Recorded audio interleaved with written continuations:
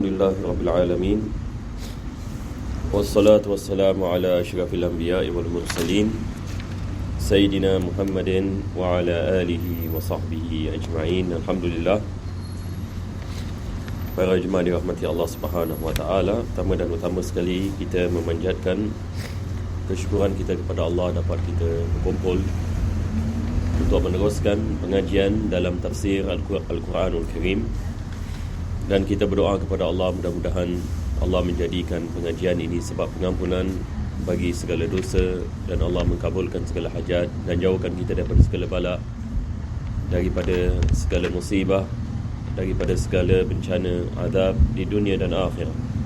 Dan mudah-mudahan Allah membukakan hati-hati kita dengan kefahaman dalam Al-Quranul Karim, dapat kita mengamalkan kandungannya dan menyampaikan kepada yang lain. Dan mudah-mudahan Allah matikan kita dalam husnul khatimah dan mengumpulkan kita bersama Nabi kita sallallahu alaihi wasallam pada hari kiamat nanti. Amin ya rabbal alamin. Di dalam pengajian kita minggu lepas, kita sedang membicarakan akhir sekali ayat 76 daripada surah An-Nisa. Dan ayat ini menerangkan tentang jihad fi sabilillah. Jadi kita sedang berada di dalam beberapa ayat-ayat yang menerangkan tentang berperang ataupun berjihad di jalan Allah Subhanahu wa taala. Dan setakat ini kita dah faham apa yang dimaksudkan dengan jihad fi sabilillah, iaitu kewajipan yang ini bagi umat Islam untuk mempertahankan tanah air, mempertahankan bangsa dan negara dan agama. Maka Allah Subhanahu wa taala mewajibkannya kalau sekiranya ada yakni musuh yang datang nak memusnahkan yakni umat Islam sebagai misal. Maka apabila seseorang itu keluar fi sabilillah dan dia berjihad di jalan Allah Subhanahu wa taala dengan niat untuk meninggikan kalimah Allah, seperti mana dalam hadis Nabi mengatakan li'i'la'i kalimatillah, untuk meninggikan kalimah Allah Subhanahu wa taala, maka dia akan mendapatkan pahala yang besar. Dia akan mendapatkan ini pahala yang besar di dunia, dan kalau sekiranya dia dibunuh dalam medan pertempuran, maka dia mendapatkan pahala syahid. Jadi orang yang ini syahid dunia dan akhirat adalah seseorang yang mati fi sabilillah, yakni dalam medan pertempuran, dan niat dia adalah untuk meninggikan kalimah Allah Subhanahu wa taala. Kalau sekiranya niatnya adalah sedemikian dan dia melakukan ini fi sabilillah di jalan ini Allah Subhanahu wa taala, bukan ini disebabkan keduniaan ataupun ini bukan disebabkan pangkat ini dan sebagainya, maka dia akan mendapatkan yakni pahala yang besar di sisi Allah Subhanahu wa taala. Jadi ayat yang terakhir yang kita membicarakan, Allah Subhanahu wa taala menerangkan perbezaan mereka-mereka yang berperang fi sabilillah dan mereka-mereka yang berperang di jalan yakni syaitan. Jadi ayat ini menerangkan kepada kita bahawasanya hak itu hanya satu saja, yakni yang hak hanya dalam Islam. Yang hak ini hanya dalam Islam. Tidak ada agama selain daripada agama Islam. Ini maksudnya tidak ada agama yang benar melainkan agama Islam. Semua nabi-nabi yang ini membawa Islam. Allah Subhanahu wa taala memerintahkan kita untuk kita yakni mengikuti ajaran-ajaran yakni agama ini. Maka selain daripada Islam adalah kekufuran. Selain daripada Islam adalah kekufuran. Manusia boleh sembah kepada binatang, manusia boleh sembah kepada manusia boleh sembah kepada pokok. Manusia ada macam-macam agama. Tetapi Allah Subhanahu wa taala yakni menerangkan kepada kita dalam Al-Quranul Karim, inna dina indallahil Islam. Sesungguhnya agama di sisi Allah Subhanahu wa taala hanya agama Islam. Maka berkenaan yang ini dengan fi sabilillah, jihad ini fi sabilillah, maka ayat ini menerangkan manusia-manusia yakni yang mengikuti perintah Allah dan keluar yakni berjuang di jalan Allah Subhanahu wa taala. Ini adalah satu golongan. Golongan yakni yang melawan mereka adalah golongan-golongan yang mengikuti jalan at-tarut. At-Taghut ini seperti mana kita mengatakan dia adalah daripada nama yakni syaitan. Yakni syaitan ini dia ada beberapa nama dalam Al-Quran. Ada nama yakni Allah Subhanahu Wa Taala menyebut mereka sebagai apa? Khannas. Khannas ini juga adalah daripada nama yakni syaitan. Begitu juga kita ada nama yang disebut yakni sebagai Ifrit. Ifrit ini adalah nama yakni sejenis jin yang liar dan sebagainya. Jadi ini adalah ayat yang ini 76. Firman Allah Subhanahu wa taala, fa'udzu billahi minasyaitonir rajim, alladzina amanu yuqatiluna fi sabilillah. Yani Allah mengatakan mereka-mereka yang beriman, mereka berperang di jalan Allah. Walladzina kafaru yuqatiluna fi sabilit taghut. Mereka-mereka yang tidak beriman, yakni berperang yakni di jalan at-taghut. Faqatilu awliya asy-syaitan. Maka Allah mengatakan perangilah kamu kuncu-kuncu siapa? Kuncu-kuncu yakni syaitan. Yakni sebab ini pada hakikatnya mereka yakni dengan syaitan ada matlamat, iaitu membawa yakni manusia yakni kepada kekufuran. Maka syaitan ini seperti mana kita mengatakan matlamatnya adalah bagaimana manusia mati kekufuran. Itu adalah matlamat syaitan. Jadi syaitan ini dia tidak peduli sama ada manusia itu sembah berhala ke, ataupun manusia itu tidak beriman kepada Tuhan ke, ataupun manusia menganuti agama selain daripada agama Islam. Yang penting yang bagi syaitan, manusia mati dalam kekufuran. Manusia mati dalam kekufuran. Itu yang dikehendaki oleh syaitan. Maka kalau ada manusia yang usahakan untuk membawa yakni manusia mati yakni kepada kekufuran, maka ini adalah daripada apa yang dikehendaki yakni oleh syaitan. Faqatilu awliya asy-syaitan inna kaida asy-syaitani kana dha'ifa. Selepas itu Allah mengatakan sesungguhnya tipu daya syaitan ini adalah tipu daya yang lemah. Saya rasa ini juga saya membicarakan minggu lepas berkenaan yakni dengan waswas yakni syaitan. Waswas syaitan ini merupakan sesuatu yang lemah. Sebab ini syaitan ini dia tidak dapat memaksa manusia. Dia hanya berbisik-bisik sahaja. Tapi yang membuat keputusan manusia, bukan syaitan. Yang membuat ini keputusan untuk melaksanakan bisikan adalah manusia itu sendiri. Jadi syaitan ini dia bermain yakni dengan hati manusia. Dia berbisik-bisik kepada hati yakni manusia. Maka Allah Subhanahu Wa Taala menyifatkan bisikan ini adalah sesuatu yang lemah. Itu pun yakni ramai yakni manusia terkesan yakni dengan yakni bisikan syaitan. Seterusnya pada ayat ini ayat 77, firman Allah Subhanahu wa taala, alam tara ilal ladzina qila lahum kuffu aydiyakum wa aqimus salata wa atuz zakah falamma kutiba alaihimul qitalu idza fariqum minhum yakhshawna an-nasa ka khashyatillah aw ashadda khasyah wa qalu rabbana lima katabta alaina al-qitala laula akhartana ila ajalin qarib qul mata'ud dunya qalilun wal akhiratu khairul liman ittaqa wa la tudlamuna fatila.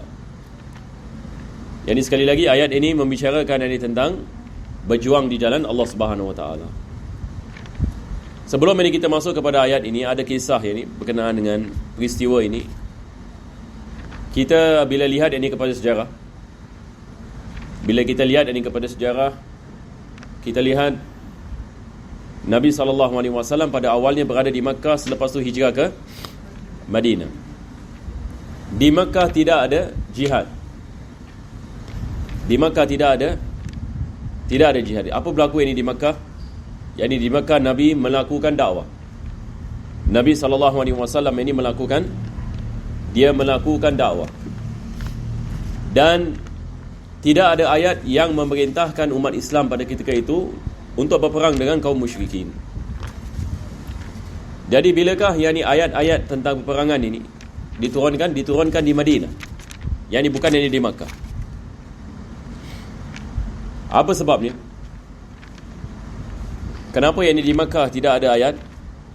Tidak ada ayat yakni peperangan. Sedangkan di Makkah mereka ditindas. Betul ke tidak?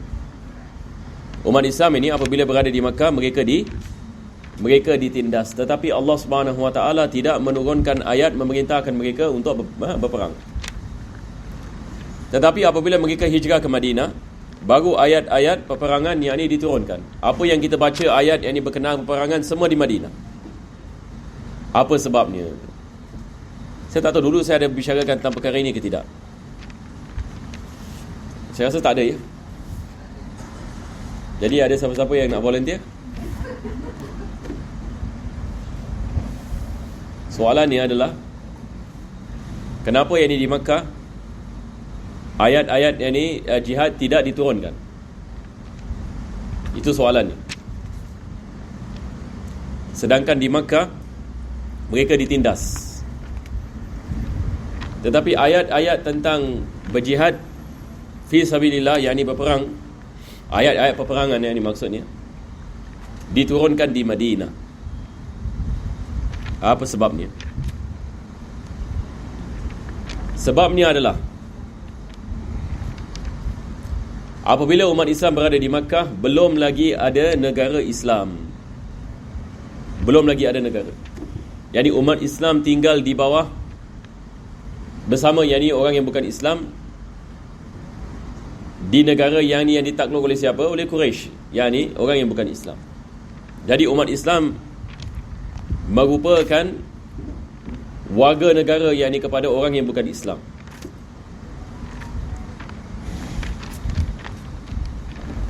Maka tidak diturunkan ayat-ayat ini untuk peperangan. Apa sebabnya? Sebabnya yakni umat Islam ini pada ketika itu mereka merupakan warga negara daripada negara yang bukan Islam. Berbeza apabila mereka berhijrah ke Madinah. Apabila mereka hijrah ke Madinah, apa jadi? Maka di tubuhnya ni di tubuh negara Islam. Betul ke tidak? Ini Nabi SAW mengasaskan negara Islam. Jadi apabila kita ada negara, kita mesti apa? Cuba bayangkan satu orang ini dia baru buka negeri.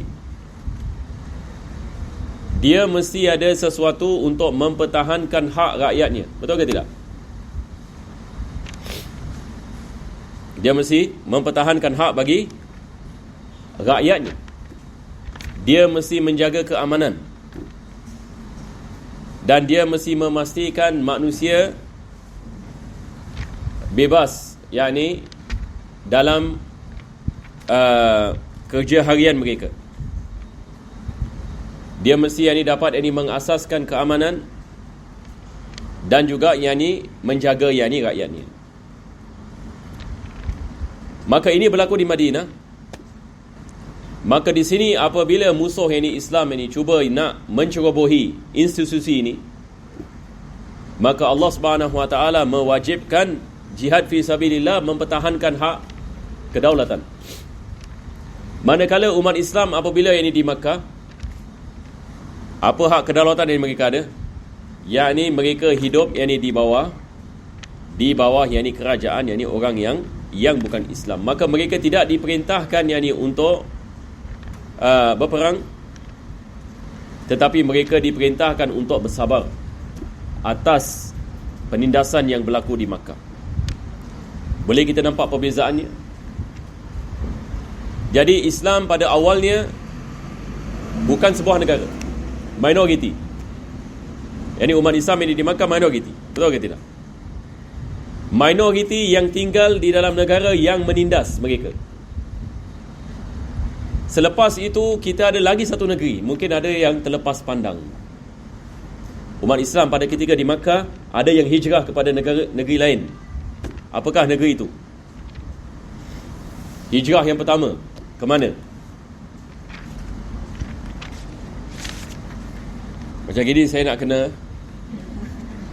register. Saya nak kena registerkan yang ni di kelas pengajian hujung minggu kita, kelas sirah. Ini semua perkara penting ya. Soalan ni adalah apakah negeri yang pertama berlaku hijrah? Ya? Mana? Tasyrik. Negeri yang pertama sekali yang Nabi SAW memerintahkan umat Islam hijrah kepadanya. Dia adalah negeri yang dikenali sebagai Habsyah. Pernah dengar Habsyah? Habsyah ni di mana? Habsyah di Nabi SAW ini umat Islam apabila ditindas di Makkah, Nabi suruh sebahagian daripada mereka, daripada ni adalah anak perempuannya dan suami mereka, untuk hijrah yang ni ke Habsyah. Jadi Habsyah ni berada di mana? Habsyah ni kalau kita lihat Jeddah kan, kalau kita naik kapal daripada Jeddah, macam kita nak pergi ke Batam gitu, tapi lagi jauh lagi lah. Kita kalau naik kapal daripada Jeddah, kita pergi terus, kita sampai yang ni di sebuah negeri, nama dia yang ni Habsyah. Jadi negeri ni mereka akan naik kapal. Jadi zaman sekarang negeri tersebut terbagi kepada dua bahagian, satu Ethiopia, lagi satu Eritrea. Dia dalam bahasa Arab kita panggilnya Habsyah. Jadi ramai umat Islam yang hijrah ke Habsyah.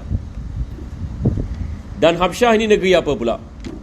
Kalau kita mengatakan Mekah ini orang musyrikin yang sembah bahala, 365 bahala mereka sembah di Makkah. Manakala di Habsyah pula lain pula agama mereka. Habsyah pula pada ketika itu raja mereka beragama Nasrani. Jadi apabila mereka sampai ke Habsyah, raja ini dapat tahu yang ini adalah penganut agama baru ini. Apa agama ini? Jadi pada ketika itu Ja'far bin Abi Talib,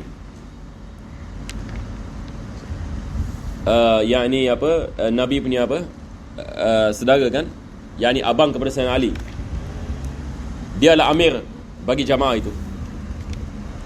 Maka dia membacakan ayat-ayat Al-Quran kepada raja ini. Siapa nama rajanya? Rajanya dikenali sebagai An-Najashi. Dan akhirnya dia masuk Islam. Raja ni, kisah ni, Raja Najashi ni, dia akhirnya masuk Islam. Dan Nabi SAW melakukan salat janazah raib di Madinah bagi ni. Jadi Ja'far bin Abi Talib membaca ayat-ayat Al-Quranul Karim. Jadi raja ni terperanjat bila dengar ayat Al-Quran. Dan ayat-ayat itu adalah daripada pembukaan surah Maryam. Dia baca ayat pembukaan yang ni surah Maryam. Apabila raja ini dengar Ja'far baca pembukaan surah Maryam, raja ini terperanjat dan dia menangis. Kenapa? Kita kalau buka surah Maryam, apa kisah ini pada awal pembukaan surah Maryam? Tentang siapa? Yani surah Maryam ini pembukaannya tentang Nabi Zakaria alaihi salam. Tentang kisah siapa? Nabi Zakaria. Dia berdoa kepada Allah sebab dia tak ada anak, sehingga dia mengatakan rambut aku sudah putih, rambut dah uban, belum dapat anak, isteri mandul. Tapi dia berdoa kepada Allah Subhanahu Wa Taala agar Allah memberikan kepadanya zuriat. Itu kisahnya pada muka surat yang pertama. Maka Allah Subhanahu Wa Taala menurunkan wahyu mengatakan, kami akan memberikan kepada kamu seorang anak yang tidak pernah dinama dengan nama ini, iaitu Yahya. Jadi datang jadi Nabi Yahya alaihissalam. Dalam masa yang sama Nabi Zakaria pula jaga Maryam. Maryam ini anak saudara dia. Zakaria ini pakcik kepada Maryam. Dan Maryam yakni yatim. Maka Zakaria menjaga Maryam alaihissalam. Dan Zakaria pun ada anak yang nama Yahya. Dan selepas itu kisah pula Maryam punya kisah, bagaimana dia melahirkan Nabi Isa alaihissalam. Jadi surah Maryam ini, dia permulaan ini menceritakan tentang keluarga Imran. Ini semua mereka daripada keluarga Imran. Siapa ini Imran? Imran ini adalah bapa yang ini kepada Maryam. Bapa yang ini kepada Maryam. Boleh insya-Allah. Jadi apabila dia dengar Ja'far yang ini membaca surah Maryam, dia terperanjat dan dia menangis, dan dia memberikan mereka tempat tinggal untuk tinggal ini di Habsyah selama mana mereka nak. Sekarang pula berbeza pula. Sekarang ini orang Islam tinggal dalam negara Ahlul Kitab. Jadi kita ada beberapa situasi. Kita ada orang Islam yang tinggal di bawah pemerintahan musyrikin, dan kita ada orang Islam yang tinggal di bawah pemerintahan Ahlul Kitab, yakni Nasrani. Jadi maksudnya, kalau kita belajar sirah Nabi SAW, maka kita akan mendapati situasi-situasi yang berbeza, yang mana orang Islam boleh tinggal di dalam yakni negara yang bukan Islam. Sebab ini sudah berlaku pada zaman Nabi SAW. Jadi apabila umat Islam yang ini berada yakni di bawah yakni negara yakni umat Islam, maka daripada perkara yakni yang perlu yang ada pada umat Islam adalah kesabaran. Maka Nabi SAW menjalankan dakwah di Makkah, dan walaupun mereka ditindas, Nabi memerintahkan mereka untuk yakni bersabar. Tetapi apabila mereka hijrah ke Madinah, sekarang pula situasi yang berbeza. Jadi hukum sesuatu perkara itu berbeza dengan situasinya. Betul ke tidak? Apabila mereka hijrah ke Madinah, seperti mana saya mengatakan tadi, sekarang kita ada negara Islam. Jadi tadi kita ada orang Islam yang tinggal di bawah negara musyrikin, orang Islam yang tinggal di bawah negara Ahlul Kitab. Sekarang yakni orang Islam yang tinggal dalam negara Islam. Jadi apabila orang Islam yakni tinggal dalam negara Islam, maka menjadi kewajipan mereka untuk menjaga kedaulatan dan juga menjaga negara mereka dan juga rakyat mereka. Maka di sini Allah Subhanahu Wa Taala menurunkan ayat-ayat tentang jihad fi sabilillah. Apabila kalau ada musuh datang daripada luar nak memerangi mereka, maka wajib mereka mempertahankan diri mereka. Boleh faham insya-Allah ya? Ada siapa-siapa ada soalan? Tidak ada. Sekarang kita balik kepada ayat ini. Yang ini sebab saya panjang lebar membicarakan perkara ini, sebab konteks ayat ini. Ayat ini ada beberapa orang Islam, apabila dulu di Makkah mereka nak perang, tetapi tidak ada ayat-ayat yang memerintahkan mereka perang. Tetapi apabila mereka hijrah di Madinah, apabila diperintahkan untuk perang, mereka tak nak perang pula. Jadi ini kisah dia.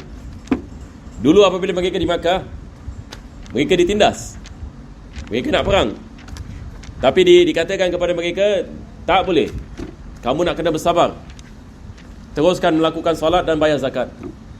Tapi apabila mereka dihijrah di Madinah, bila berlaku yang ini peperangan, yang ini maksudnya musuh yang ini nak memusnahkan mereka, mereka tidak mahu yang ini perang. Sebab apa? Sebab takut kepada maut, takut mati. Maka Allah Subhanahu Wa Taala menurunkan ayat ini. Sekali lagi kita balik ini kepada ayat ini. Firman Allah Subhanahu Wa Taala, Alam tara ilal ladzina qila lahum kuffu aydiyakum wa aqimus salata wa atuz zakah.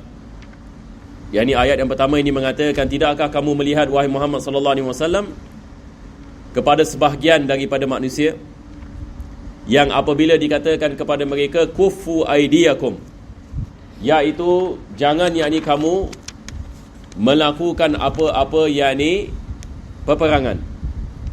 Janganlah kamu melakukan yakni apa-apa yakni jenis yakni peperangan. Dan ini adalah apabila mereka berada di Makkah. Sebab ini mereka nak berperang yakni dengan kaum musyrikin pada ketika itu. Jadi dikatakan kepada mereka, janganlah kamu melakukannya, sebab yakni masanya belum lagi sampai. Tetapi laksanakanlah salat dan bayarlah zakat. Yakni di Makkah, orang Islam diperintahkan untuk bersabar dan untuk istiqamah dalam amal. Istiqamah dalam berdoa kepada Allah, melaksanakan kebaikan, yakni usahakan atas iman, jalinkan silaturahim, yakni amalan-amalan ketaatan. Jadi ini adalah keadaannya. Yang pertama, manusia-manusia yang berada di Makkah, mereka nak perang, dikatakan kepada mereka tidak boleh, tapi kamu diperintahkan untuk bersabar. Falamma kutiba alaihimul qital, Allah mengatakan apabila diwajibkan mereka berperangan, ni berada di mana pula? Ini apabila mereka hijrah ke Madinah. Idza fariqum minhum yakhshawna an-nas. Tiba-tiba mereka tidak mahu berperang. Apa sebabnya? Sebab mereka takut kepada manusia. Takut untuk menghadapi manusia dalam medan pertempuran. Takut menghadapi musuh. Dan ketakutan ini Allah mengatakan ka khasyatillahi aw ashadda khasyah. Seperti mana mereka takut kepada Allah ataupun lebih daripada itu. Jadi ini yang seperti mana kita mengatakan tiba-tiba mereka takut untuk berperang fi sabilillah. Wa qalu rabbana. Selepas itu mereka berdoa. Mereka mengatakan, wahai Tuhan kami, kenapalah engkau mewajibkan ke atas kami berperang ini? Nampak tak? Ini seolah-olah ini satu balak pula. Kenapalah kamu mewajibkan ke atas? Kenapalah kamu mewajibkan ke atas kami? Laula akhartana ila ajalin qarib. Kenapalah tidak engkau melambatkannya sehingga kami pun meninggal dunia. Sebab mereka takut nak mati dalam medan pertempuran. Kita juga kena faham zaman dahulu punya perang bukan macam zaman sekarang. Apa bezanya? Zaman dulu bagaimana mereka perang? Mereka perang sama ada yang naik kuda misalan, ada yang naik tunggangan. Kebanyakannya atas kaki, berjalan dan berlari. Ada sebahagian yang memanah, ada sebahagian yang berperang dengan tombak, ada sebahagian yang berperang dengan pedang. Jadi peperangan pada zaman dahulu, dia adalah peperangan yang mana kita menghadapi musuh dalam medan pertempuran. Kita menghadapi musuh dalam medan pertempuran. Berbeza dengan peperangan pada zaman sekarang. Peperangan di zaman sekarang satu orang duduk dalam bilik, dia tekan butang. Dia duduk dalam bilik, dia tekan butang. Mereka pakai apa?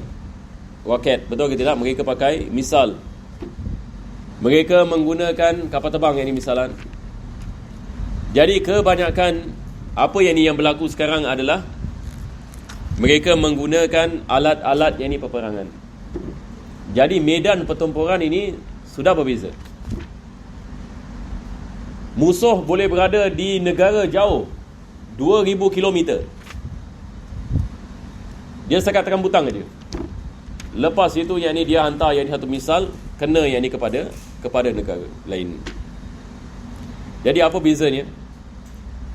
Mana yang lebih mudah?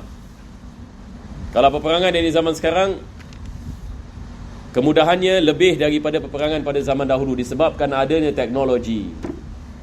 Tetapi zaman dahulu kalau orang nak keluar peperangan dia akan fikir apa? Menghadapi musuh face to face. Berbeza dengan zaman sekarang seperti mana kita mengatakan kalau negeri ada teknologi, nampaknya tak payah keluar kereta tank. Duduk dia dekat dalam. Betul tak? Kalau dia berperang dengan negeri yang miskin misalan, senang. Sama ada dekat atas dalam helikopter, dalam jet, dalam kereta kebal. Jarang mereka keluar misalan dengan berjalan kaki, melainkan setelah mereka dah bom dah hancur, baru mereka hantar mereka punya infanteri. Betul ke tidak? Jadi peperangan zaman sekarang berbeza. Jadi dulu memerlukan keberanian yang luar biasa. Kalau orang tidak ada keberanian, dia akan takut. Betul? Dan ini berperang dengan pedang. Berperang dengan menggunakan pedang, dengan menggunakan tombak. Jadi dalam medan pertempuran yang ini kita lihat orang mati, kita lihat ini kepala kena penggal, kita lihat ini ada orang yang ini kena siapa tak tahu apa dia tu. kena step kan, dan sebagainya. Jadi orang kalau semangat dia lemah yang ni, ada orang yang ni tengok darah dia dah boleh pingsan. Cuba bayangkan kalau dia dalam medan pertempuran dan dia lihat ini semua ini berlaku. Jadi ada sebahagian orang mereka tak boleh perang, tak boleh, takut, sebab mereka boleh pingsan. Belum start peperangan aja belum start ada mereka dah boleh pingsan dah. Apabila mereka lihat orang kena tombak kat kepala je, salah tembus, mereka dah boleh pingsan. Ala kulli hal. Jadi ada sebahagian orang yang ni mereka tak boleh buat kerja ni semua. Jadi apa mereka buat? Ini mereka elak ini daripada melakukan perkara seperti ini. Tetapi di dalamnya Allah Subhanahu Wa Taala meletakkan yang ni pahala yang besar dan janji yang ni orang yang mati syahid dalam keadaan yang ni seperti ini, yang memberikan nyawa dengan kepada agama dan sebagainya, mendapatkan yang ni pahala yang besar di sisi Allah Subhanahu Wa Taala. Jadi di sini Allah mengatakan, mereka berdoa mengatakan, Rabbana lima katabta alaina alqital. Ya Allah, kenapalah engkau mewajibkan kami berperang? Kenapalah engkau tidak melambatkan ajal kami sehinggakan kami mati saja, daripada kami nak menghadapi musibah ini, yakni berperang dengan musuh. Maka apa Allah Subhanahu Wa Taala mengatakan? Allah mengatakan, qul, katakanlah ya Muhammad sallallahu alaihi wasallam, mata'ud dunya qalil. Allah mengatakan mata'ud dunya, mata' ini adalah perkara yang yang kita berselesa dengannya. Enjoyment, temporal enjoyment. Mata' ini adalah benda-benda yang kita suka daripada keduniaan. Bahasa Arab kita panggil mata'. Apakah yang dimaksudkan dengan mata'? Sekarang saya menanyakan soalan, misalnya, biasanya apakah benda yang kita suka? Yakni maksudnya, kalau kita mendapatinya, kita akan gembira. Apakah perkara yang kita akan rasa gembira bila kita mendapatinya? Jadi banyak kan? Satu orang ini mengatakan misalnya rumah, ada orang mengatakan yang ini kenderaan, ada orang mengatakan pakaian, ada orang ini mengatakan perhiasan. Maka ini adalah mata'. Mata', yang ini benda yang mana kita berselesa dengan dia, yang kita berseronok dengannya. Dan bila kita mengatakan mata', dia ada sesuatu yang temporary. Dia benda yang kita seronok dengannya, tapi dia sementara. Ini kita panggil mata'. Jadi dunia ini Allah mengatakan adalah mata'. Apa maksudnya? Yakni satu orang kalau dia ada keduniaan ini, misalnya dia memiliki semua dunia ini, semua dunia ini dia punya. Jadi dia boleh menikmati kan, sama ada kita mengatakan kenderaan, menikmati kewangan, menikmati yakni perumahan yang ini dan sebagainya, segala-galanya yang ini segala-galanya dia ada. Tetapi hakikatnya dia adalah mata'. Ini maksudnya ini sementara saja. Berapa lama dia boleh menikmati perkara ini? Yakni berapa lama dia boleh menikmati, ia balik kepada berapa lama dia boleh hidup. Yakni ada orang hidup 60 tahun, ada orang hidup 70 tahun, ada orang hidup 80 tahun. Jadi apabila maut ini datang ini kepadanya, maka apa yang dia menikmati sebelum ini, semua yang ini ditinggalkan. Maka Allah mengatakan mata' ini, dunia ini, mata'ud dunya qalil. Allah mengatakan kenikmatan yang di keduniaan ini, walau macam mana kamu kaya sekalipun, apa sahaja kenikmatan yang kamu ada sekalipun, dia adalah sesuatu yang qalil, iaitu sesuatu yang sedikit di sisi Allah Subhanahu Wa Taala. Yani nikmat yang di keduniaan ini, kalau dibandingkan dengan nikmat yang di akhirat, tidak ada apa-apa. Allah Subhanahu Wa Taala menguji kita dengan kenikmatan ini. Tetapi Allah mengatakan ada nikmat yang lebih besar daripada apa yang kamu sangka nikmat. Dan itu Allah memberikan ini kepada mereka di akhirat. Itu sebab yang ini kita dalam Islam, kita sentiasa mengatakan dunia ini bukan maksud hidup kita. Tetapi maksud hidup kita adalah kehidupan selepas mati, iaitu apabila kita berada di akhirat. Itu adalah maksud. Manakala dunia ini adalah tempat kita bercocok tanam. Dunia ini adalah tempat kita bersabar dengan ujian-ujian yang mendatang. Dunia ini adalah tempat yang Allah menguji manusia dengan kenikmatan-kenikmatan dan perhiasan-perhiasan di dunia, supaya kita tidak terpedaya dengannya, supaya kita dapat melaksanakan amal. Apabila kita kembali kepada Allah, kita kembali kepada Allah dalam keadaan kita berjaya di sisi Allah Subhanahu wa taala. Maka Allah mengatakan, qul mata'ud dunya qalilun wal akhiratu khairun liman ittaqa. Yani akhirat itu lebih baik bagi mereka-mereka yang bertakwa kepada Allah. Yani bertakwa maksudnya yang melaksanakan perintah Allah, yang meninggalkan larangan Allah. Maka akhirat itu adalah lebih baik daripada dunia yang mereka tinggal. Sebab dunia ini adalah tempat penuh dengan ujian. Manakala akhirat adalah tempat yang mana Allah akan memberikan nikmat yang besar kepada mereka-mereka yang beriman. Selepas itu Allah mengatakan, wala tuzlamuna fatila, dan kamu tidak akan dizalimi walaupun sedikit. Ini maksudnya apa sahaja kebaikan yang kamu melakukan, kamu akan mendapatkan ganjarannya. Apa sahaja kebaikan yang kamu melakukan, kamu akan mendapatkan ganjarannya. Begitu juga kalau maksiat yang kamu melakukan, juga ada dia punya akibatnya. Maka Allah Subhanahu wa taala tidak menzalimi manusia. Allah Subhanahu wa taala maha adil. Jadi di sini Al-Quran ini menerangkan kepada kita manusia-manusia yang menyangkakan sesuatu perkara yang tidak baik bagi mereka, sebenarnya di dalamnya ada kebaikan yang besar. Sebenarnya di dalamnya ada kebaikan yang besar. Misalan seperti mana Allah mengatakan berkenaan dengan peperangan. Berkenaan dengan peperangan dan berjihad fi sabilillah. Pada zahirnya ini adalah perkara yang memenatkan. Perkara yang menyebabkan seseorang misalan boleh cedera, boleh membawa kepada maut.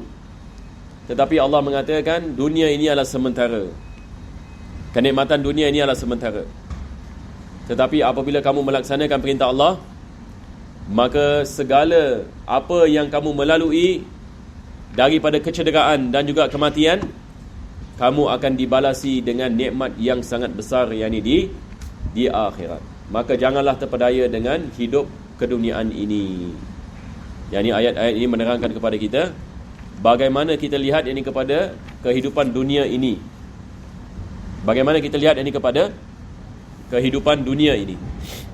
Kita lihat kepada kehidupan dunia ini adalah kehidupan yang sementara, yang penuh dengan ujian. Dan kita lihat kepada kehidupan yang akan datang di akhirat adalah kehidupan yang hakiki, dan yang mana balasan bagi segala amalan akan diberikan oleh Allah Subhanahu wa taala. Jadi pengajaran yang kita dapat daripada ayat-ayat ini adalah menerangkan kepada kita kepentingan melaksanakan perintah Allah. Walaupun dia adalah perkara yang pada zahirnya kita menganggapnya sebagai susah. Ini kita lihat ujian yang besar. Hari ini misalan bila kita membicarakan tentang misalan umat Islam wajib mencari makanan halal, wajib menutup aurat, wajib salat 5 waktu, wajib mengeluarkan zakat, wajib mengelakkan daripada riba sebagai misal. Ada orang dia menganggap ini benda yang susah. Kenapa susah begini? Kita nak kena buat ini, kita nak kena buat itu, kita nak kena jaga ini, kita nak kena jaga itu. Tapi kalau dia tidak faham perkara ini, dia akan menganggapnya sebagai susah. Tetapi satu orang kalau memahami bahawasanya ini adalah ujian Allah SWT, dan Allah akan memberikan pahala bagi tiap-tiap kesusahan, Allah akan memberikan pahala bagi tiap-tiap usaha, maka kesusahan akan menjadi senang. Betul ke tidak? Sebab kita tahu matlamatnya, kita tahu ganjarannya. Tapi kalau orang yang tidak faham, yang mana dia tidak belajar agama ini, dan dia hanya lihat yang ini halal dan haram sahaja, maka dia tidak dapat appreciate. Dan dia banyak menanyakan soalan, kenapa nak kena buat begini? Kenapa nak kena buat begitu?